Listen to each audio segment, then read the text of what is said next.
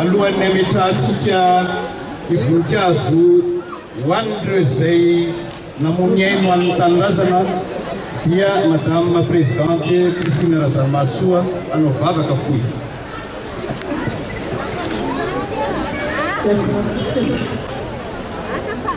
Andriamanitra ray zanaka fony masina misaotra anao mandrakarivo zahay no tantananao hitahinao ka raha tratra ny andro androany izay ahatsironjanay amin'io mahafitsiora ny firenena lavo ho an'ny fahafaka.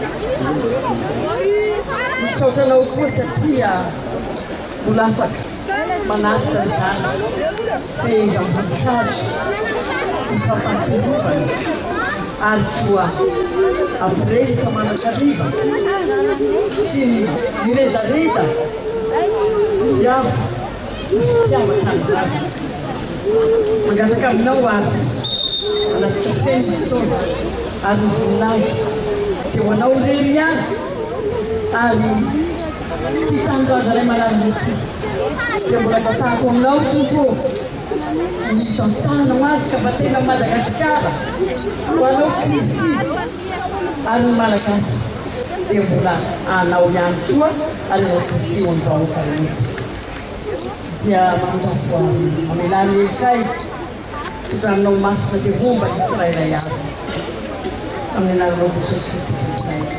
Amen. Amen. Afaka miray mbava fotsiny avy amin'ny président Rajoelina miray fanahy tanteraka amintsika rehetra eto ny président Rajoelina ary manafatra fa ny ranon'ireo martyra nanolotra ny aino amin'ny tanindrazana tsy ho very foana na rovinana na rovo.